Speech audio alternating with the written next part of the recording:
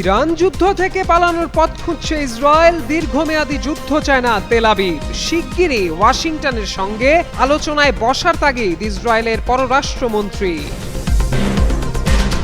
Hormuz প্রণালী দখলের চিন্তায় ট্রাম্প 20 গুণ বেশি শক্তি নিয়ে ইরানে হামলার হুঁশিয়ারি। যুদ্ধ শেষ না হওয়া পর্যন্ত পশ্চিমাদের তেল দেয়া হবে না, পাল্টা জবাবে জানালো তেহরান। সৌদি, কুয়েত আর আমিরাতে ফের ইরানের হামলা। ড্রোন ও ক্ষেপণাস্ত্র দিয়ে আঘাত, শক্ত আকাশ প্রতিরক্ষার মাধ্যমে ভূপাতিত করার দাবি উপসাগরীয় দেশগুলোর। যুক্তরাষ্ট্র দক্ষিণ কোরিয়ার যৌথ সামরিক মহড়ায় ক্ষুব্ধ উত্তর কোরিয়া। ওয়াশিংটন ডিসিকে ভয়াবহ পরিণতির হুঁশিয়ারি। যুদ্ধের মধ্যে ইরানের পাশে দাঁড়ালো আজারবাইজান। খাদ্য, ওষুধ ও চিকিৎসা সামগ্রী দিয়ে তেহরানকে সহায়তা। মাসুদ পেজেশকিয়ানের বার্তা।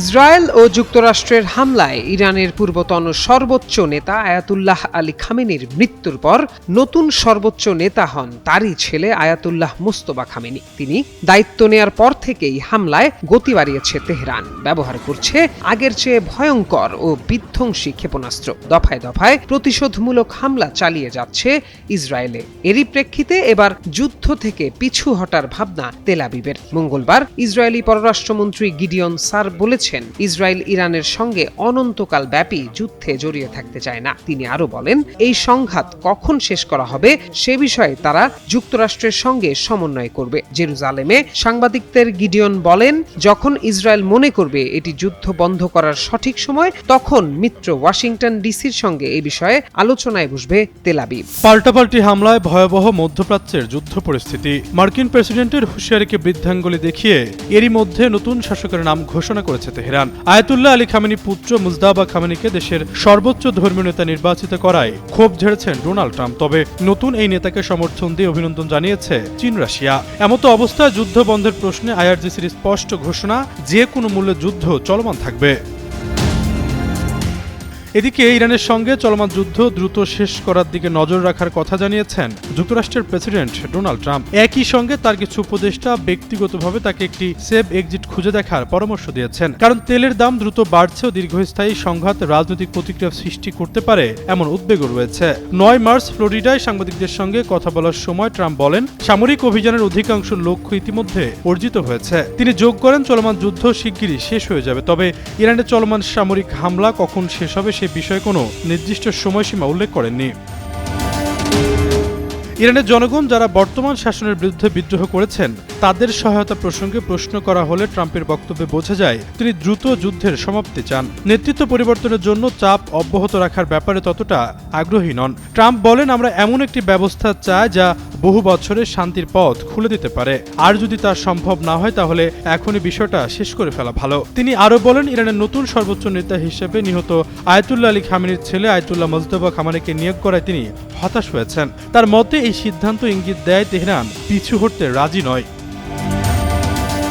ট্রাম্প প্রশাসনের কিছু কর্মকর্তার ভাষ্য, তেহরান যদি আঞ্চলিক দেশগুলোর উপর হামলা চালিয়ে যেতে থাকে এবং ইসরায়েল যদি ইরানি লক্ষ্যবস্তুতে হামলা চালাতে আগ্রহী থাকে, তাহলে যুক্তরাষ্ট্রের পক্ষে সহজে এই যুদ্ধ থেকে সরে আসা কঠিন হবে।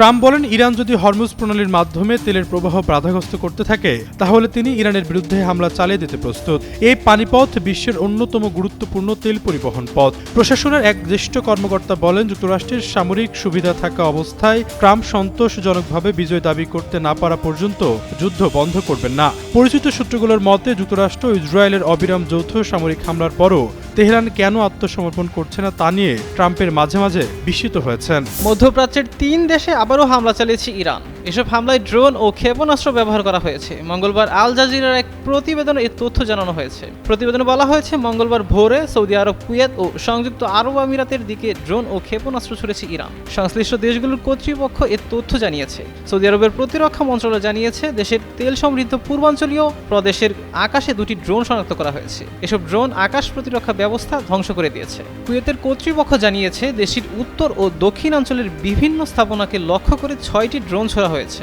তবে এসব ড্রোন সফলভাবে ভূপাতিত করা হয়েছে। অন্যদিকে সংযুক্ত আরব আমিরাতের প্রতিরক্ষা মন্ত্রণালয় জানিয়েছে, ইরান থেকে ছোড়া ক্ষেপণাস্ত্র ও ড্রোন প্রতিহত করতে আকাশ প্রতিরক্ষা ব্যবস্থা সক্রিয় রয়েছে। এদিকে ইরানের বিরুদ্ধে যুক্তরাষ্ট্র ও ইসরায়েলের শুরু করা যুদ্ধকে একটি ব্যর্থতা হিসেবে উল্লেখ করেছে ইরানের পররাষ্ট্রমন্ত্রী আব্বাস আরাকচি। তিনি বলেন, তাদের প্রথম পরিকল্পনা ব্যর্থ হয়েছে, এখন তারা অন্য পরিকল্পনাগুলো কার্যকর করার চেষ্টা করছে, কিন্তু সেগুলো একইভাবে ব্যর্থ হচ্ছে। পররাষ্ট্রমন্ত্রী আরও দাবি করেন, যুক্তরাষ্ট্র ও ইসরায়েলের সামনে যুদ্ধের কোনো সুনির্দিষ্ট লক্ষ্য বা শেষ নেই, আর এ কারণেই তারা আবাসিক এলাকাগুলোতে নির্বিচারে হামলা চালাচ্ছে।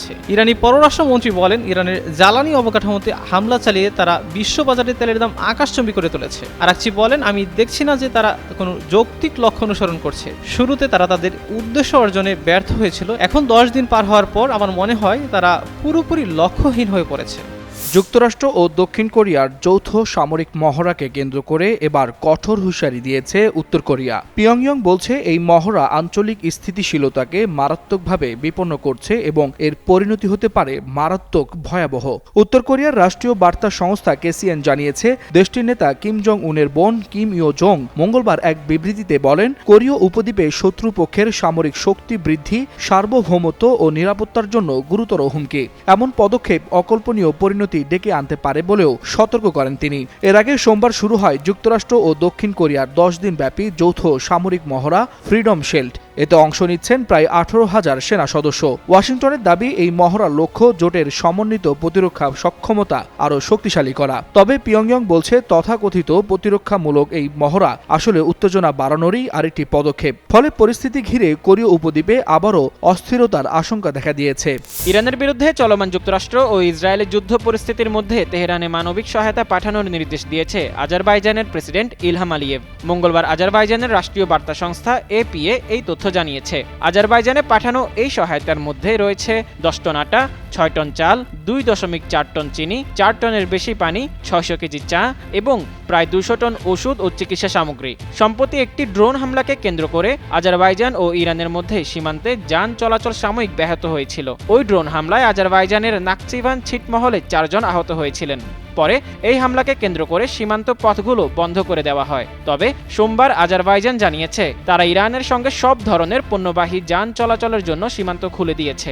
গত রবিবার রাতে ইরানের প্রেসিডেন্ট মাসুদ পেজেশকিয়ান আজারবাইজানের প্রেসিডেন্ট ইলহাম আলিয়েভকে ফোন করেন। আলিয়েভের কার্যালয় জানিয়েছে, ফোনে পেজেশকিয়ান দাবি করেছেন যে নাকচিভানের ড্রোন হামলার সাথে ইরানের কোনো সম্পর্ক নেই, তবে বিষয়টি তদন্ত করার প্রতিশ্রুতি দিয়েছেন তিনি। ইরান যদি হরমুজ প্রণালী বন্ধ করে তাহলে বর্তমানের চেয়ে 20 গুণ বেশি হামলা হবে বলে হুমকি দিয়েছেন মার্কিন প্রেসিডেন্ট ডোনাল্ড ট্রাম্প। পাশাপাশি তার প্রশাসনের হরমুজ প্রণালী দখলে নেয়ার পরিকল্পনা রয়েছে বলেও মন্তব্য করেছেন তিনি।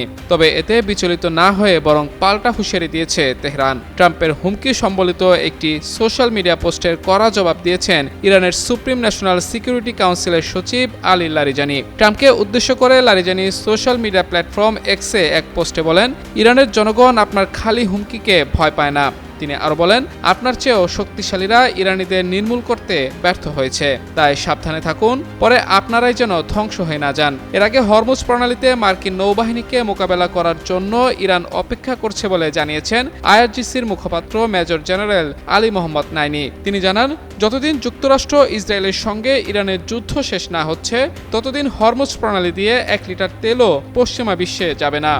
ইসরায়েল ও ইরানের মধ্যকার ক্রমবর্ধমান সংঘাত পুরো অঞ্চলকে এক ভয়াবহ অস্থিরতার দিকে ঠেলে দিয়েছে। পাল্টাপাল্টি হামলা আর উত্তেজনার এই চরম মুহূর্তে বিশ্ব নেতারা কূটনৈতিক তৎপরতা বাড়িয়ে দিয়েছেন। রাশিয়ার প্রেসিডেন্ট ভ্লাদিমির পুতিন গত কয়েক দিনে বিশ্ব নেতাদের সঙ্গে ধারাবাহিক আলাপচারিতা চালিয়ে যাচ্ছেন। সোমবার মার্কিন প্রেসিডেন্ট ডোনাল্ড ট্রাম্পের সঙ্গে দীর্ঘ 1 ঘণ্টা ফোন আলাপ করেন রাশিয়ার প্রেসিডেন্ট ভ্লাদিমির পুতিন। সেই আলোচনার রেশ কাটতে না কাটতেই ইরানের প্রেসিডেন্ট মাসুদ পেজেশকিয়ানকে ফোন করলেন পুতিন। খবরটি নিশ্চিত করেছে রুশ সংবাদ সংস্থা তাস।